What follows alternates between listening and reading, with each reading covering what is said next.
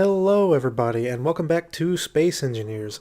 Today I wanted to give you guys 15 tips for new and returning players that hopefully you'll find useful.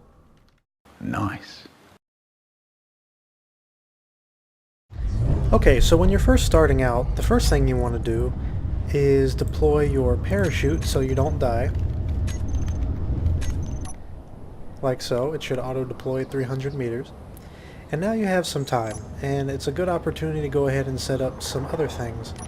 So, if you take a look at your battery, you can see that you're burning through a lot of energy right now that you don't need to be.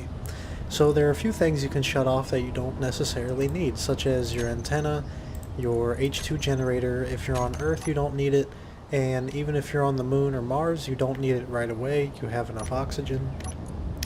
And also your ore detector. Your first step should be to start getting your basic components up. You're not going to be able to process any ores right now.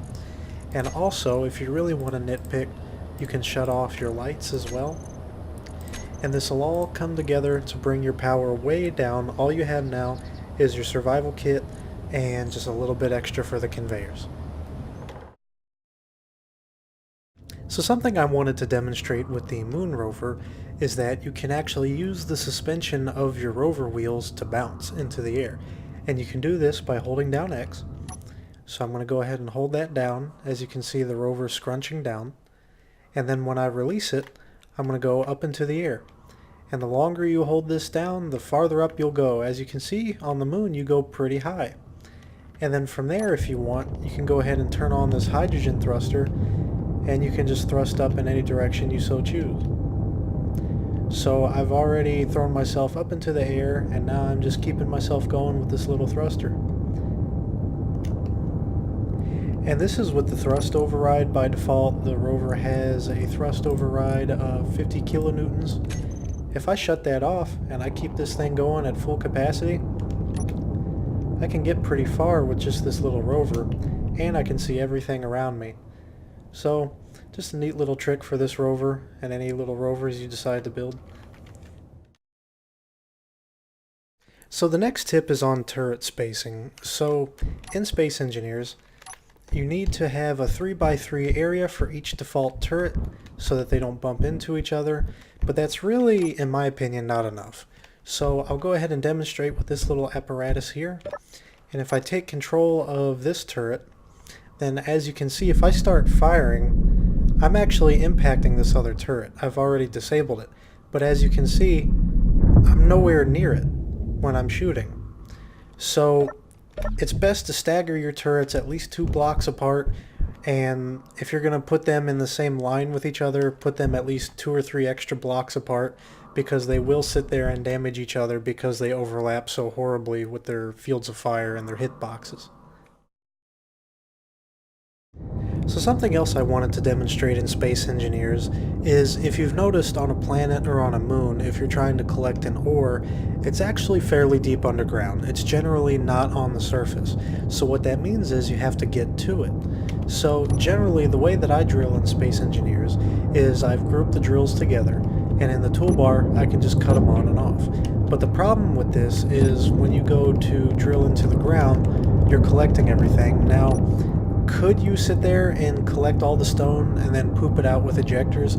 You could, but a much more efficient and friendly way to do this is to go into the block tools option and add the drills as a weapon to your toolbar. And if you left click, you can still do the traditional drilling like I'm doing now, but if you right click, you can bore a giant hole, which I'll demonstrate now. And as you can see, the drills will actually bore a pretty massive hole that anything can comfortably fit into, so you shouldn't have any trouble reversing out of here. And I can just very easily and almost effortlessly go down to the ore that I'm trying to reach. So bear in mind that you won't collect any stone while you're doing this, but you will be able to tunnel directly down exactly where you're trying to go. So if you're making a miner or some kind of just small probe and you're really trying to save on weight and power, then what you're going to want to do is not run your H2 generator all of the time, because if you do, it's going to sit there and it's going to use 100 kilowatts. That's several solar panels worth of power at a time. It's going to drain your batteries. If you have ion engines, you're really going to want to conserve that power. So if you're sitting in a cockpit, as you can see with my H2 generator, I haven't turned it on yet, so I don't have any oxygen right now. So if I go and I turn my H2 generator on, obviously, yes, it's going to pressurize the cockpit. However, it's also going to sit there and use up a bunch of power. A way that I could get around this, and I may not even need an H2 generator on my ship, is through the use of hydrogen and oxygen bottles. So if I fill up these bottles, they last for a pretty long time, and I don't need to sit here and run my generator. Now, something to keep in mind, so as you can see, I've connected this generator through the small conveyors on the back of the cockpit. These bottles are not able to transfer through small connectors. They can only transfer through large conveyors. And that is true for bottles, it's true for steel plates, large steel tubes, missiles, things of that nature. So just bear that in mind. There is a large conveyor connection on the bottom of the cockpit. So if you do want to transfer things freely back and forth, that would be the way to do it. But in this case, you could actually just throw these bottles into the cockpit and they'll deplete as necessary to keep everything pressurized and to keep your suit full of hydrogen and oxygen. But it definitely saves weight and saves a lot of power by not running that generator all the time. Another quick little tip, if you want to have hydrogen thrusters that you're not going to use very often, but you still want to be able to power them, is you don't actually need a hydrogen tank to power one or two little hydrogen thrusters. This goes for small grid as well as large grid. I'll demonstrate with the small grid. And as you can see, there's no hydrogen tank on this thing. So I'm going to go ahead and hop in, and I'm going to turn my H2 generator on. Now keep in mind, your thrusters do sit there and consume ice just to stay activated, but I can go ahead and hop in the air and do whatever I need to do just on this H2 generator. In fact, I'm able to hop out pretty far. I could even escape the moon pretty easily if I wanted to. So for short range and for limited hydrogen operations, I definitely recommend not even carrying a tank. Just be aware that you are going to sit there and burn through ice. I burned through, I think, about 40 just with this little jump in the air. But yeah, hydrogen is definitely viable without a tank. So something I've seen a lot of people ask questions about when they're just getting started in space engineers is, how do they build a small grid from scratch, separate from their respawn pod, just totally out of nothing? How do they start? Well, if you're building something, you don't want it to go anywhere. If you start with your components like your cockpit, you're liable to have it float away, or if you bump into it, it'll move, or you just can't get the right angle to add what you need to add. So you want to anchor down and secure whatever you're going to build, and I find this to be the best way to do that. So I'm going to start with a large grid armor block. I'm just going to place it down with a steel plate. I'm not even going to build it. And then from there, I'm just going to put a landing gear on top. That should just plop right down. And I'll go ahead and completely build this. And then once it hits a point where it's functional, it'll turn green even without power, which means that this little sucker is not going anywhere. And then from there, I'll just pile on little light armor blocks until I have the proper height I need for the clearance for the build that I'm planning. If you want to use a projector to project a blueprint, you can do that. But this is the best minimalist platform I've found to make sure that your build isn't going anywhere when you're first getting started. So another little quick tip to be aware of is batteries are not 100% efficient when it comes to transferring power. So the default configuration for batteries is auto. But if you have a pretty reliable long-term power source like this reactor using expensive fuel like uranium ingots, what you want to do is you want to set this battery to recharge and not draw. You want all of the ship processes to be handled by the reactor first. And the reason for this is because the battery is only about 80% efficient when it comes to using the power that it was charged with. Now, with renewable resources such as wind and solar, It's not really that big of a deal, so you can just leave your batteries alone. But when it comes to uranium ingots that cost, tens of thousands of space credits if you're buying them, or if you found a little patch of it, it takes so much ore to refine them. You really want to get as much as you can out of each ingot, and I think the best way to do that is to only use your batteries as totally just reserve power. So, the other day in multiplayer PvP, I saw something that I thought was pretty interesting. I saw someone using an antenna to communicate locally with people that otherwise it would be hard to communicate with them through the global chat. If you're trying to talk to someone directly nearby and your location's already been given away, then I just thought it was a very interesting way because you can't really privately message somebody. So just to demonstrate what I saw, so for example, if you're telling someone to stay away, or if you're saying that you're friendly, you're not a threat, this is the way that they did it. They went to the antenna, turned it on, enabled broadcasting, set, whatever range is appropriate for whoever you're trying to reach, and then say something like friendly here. So if somebody over here is seeing this, then they're seeing whatever message you're trying to convey. I just thought that was really interesting. And also, while we're talking about antennas, keep in mind that if you're going to recon an enemy base, or if you see somebody and you just want to see what they're up to, keep in mind that you also have a suit antenna with a range of 200 meters. So if you look in the bottom left, you can see a little Wi-Fi signal with the letter O, and that is your suit antenna. It says that you're transmitting. So if the person's in your faction, they'll see a little green signal. If they're not, they'll see a little red signal. So if you don't want to be seen, then what you want to do is go ahead and press O and shut that off.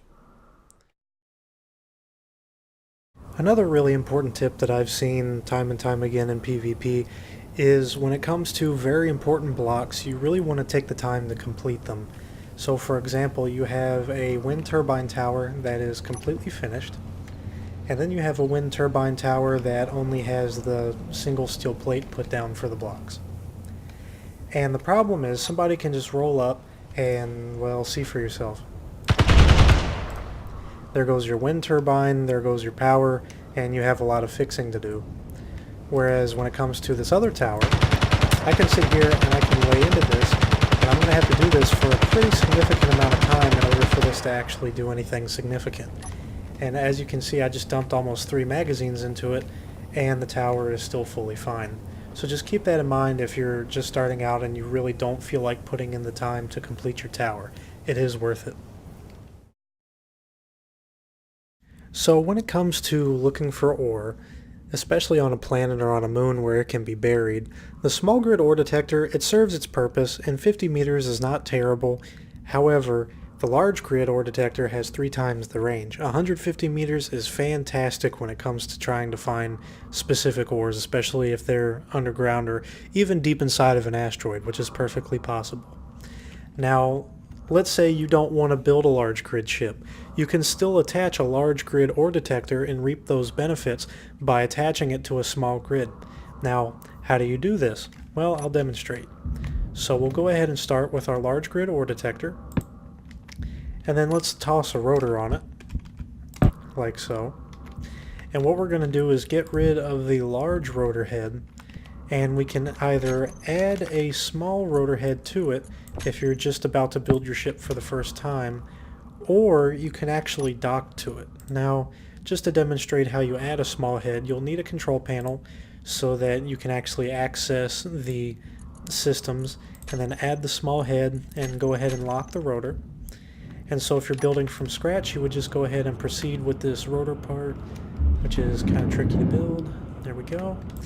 And then you would build your entire ship from here. So as you can see, you have a little attachment point. But if you don't want to do that, then we'll go ahead and do this the much more interesting way. I have a ship already made here that I'm going to use to dock into this system, and I guess I'll leave that control panel. So, okay, we're going to need a rotor part. Need this rotor part. I'm going to slap it right here. And what I'm going to do is I'm going to bring this ship up, and I'm actually going to... too far. I'm going to just slide that right into place.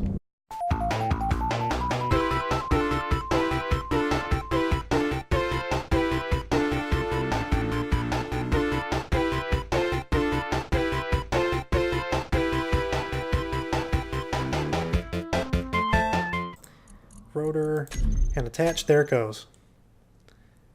And it appears to have flung me away. However, if I go back to it, as you can see, it is now completely attached to this grid. Completely attached. So you don't have to make a new ship. As long as you do your part with the docking maneuver, you can snap it right into place, and now I have this large grid ore detector. Right here on another grid, I can just crank this up and see things much farther away. So another neat little trick, if you're trying to only mine ice or ore and it's got a lot of stone around it and you don't particularly care to keep that stone, you don't need to manually filter it out. What you can do is you can attach conveyor sorters and then ejectors for small grid, connectors for large grid to it, and if you set them up correctly, it'll actually filter this stuff out. And I'll go ahead and demonstrate that. So I'm going to tell my conveyor sorters to drain all, and then I'm going to tell my ejectors to collect all and throw out. And then what I'll do after that is go to each sorter, and you can either blacklist something or whitelist something. So I'm going to whitelist stone so that it'll dump the stone. Here it is, stone, add. And you have to do this if you have a group of sorters. You'll have to manually add it to each one. You can't do it as a group, unfortunately. However, that's how you do it. So I'll go ahead and turn the sorters on, and the ejectors are on, and now when I engage these drills and go ahead and get in there, what you'll see is it'll sit there and it should start pooping this stone out. Yep, there it is, going out in chunks. It is not keeping it, it is just pushing it out into space. And that way, if you're trying to get uranium or whatever and all these little stones are in the way, it'll poop them out in a quantity that will not damage your ship, and it's just something you don't have to worry about. So I wanted to use a mod to explain my next tip, even though the tip is actually for something that's a vanilla feature in game. And if you're familiar with Kerbal Space Program at all, then you're familiar with the nav ball. There actually is a nav ball mod out there. Shout out to the creator of the MA nav ball mod. And what that does is give you a camera that actually has a nav ball on it. In space, it has the X, Y, and Z axes, and on planets or the moon, it has your blue sky and your green ground. And what this is going to do is, if I start moving in any direction, it's going to give me a prograde marker in the direction I'm moving and a retrograde marker in the opposite direction. And where this ties into vanilla is, if I come out of that and I look at my, according to the cockpit screen, this is the top center screen, the artificial horizon. As you can see, I have a little prograde marker. Now granted, it's very easy to actually get it to disappear. It has a limited range of view, but it will actually tell you what direction you're moving in. And this is the only place in Space Engineers I can actually see anything like that, because vehicles in this game move like helicopters, where you need thrust in every direction and you kind of need to just kind of stabilize like that. Whereas this allows you to operate more like a plane. If I start moving and I thrust a little in this direction, as you can see, my nav ball is gonna come that way, and it slowly moves more in line with my direction of thrust as I put more thrust in that direction. But if I just juke around to the sides at all, as you can see, it very quickly can run out of the field of view. So keep that in mind if you're doing a lot of acrobatics or if you're moving laterally. But if you're just trying to move in a single direction and get it to where you're just kind of coasting in a singular direction, that can be a really nice way of just carefully adjusting your course. Okay, so another tip. So you started on the planet, and you're ready to go to space. You have a craft built, you're all set up to go into space, find all those ores. Now what? You want to get up to space in the most efficient way possible. So in order to do that, I'll demonstrate what I personally would do. I would go in and I would group together all my thrusters except for my forward thrust, and then I would have my rear thruster set up separately, and the reason for that is so I can separately turn my other thrusters on and off, and then with my large hydrogen thruster I can set a thrust override up and down. So now I'll show you what that's going to allow me to do. I'm going to go ahead and take off. I'm going to throttle up and I'm going to face up. And you may notice that now I don't have to focus on my rearward thrust at all. I can focus purely on maintaining an upward angle, which is very, very important because it's so easy to just get lost into a drift going in another direction. So I'm going to set my throttle to just what I need and nothing that I don't. And I'm going to continue this upward trajectory. And I'm just burning the hydrogen that I need to. I'm not going to sit here and go crazy with it.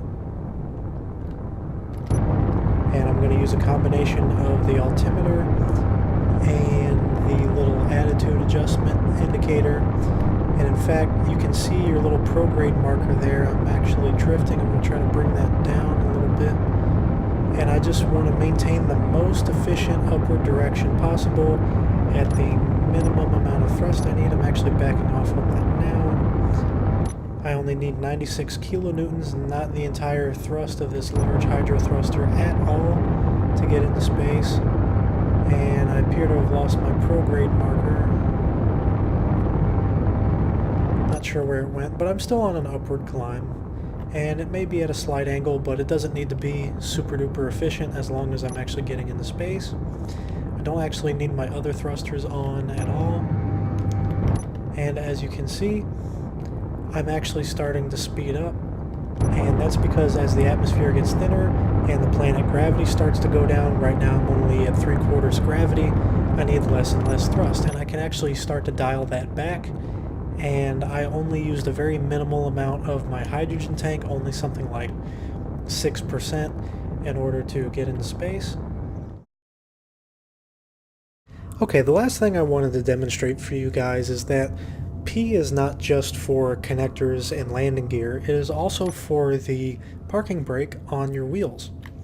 So if I'm moving along and all of a sudden I want to engage the parking brake, if I just press P, then it's going to bring me to a stop, and no matter how much thrust I apply in any direction, I'm not going anywhere, at least not with the wheels.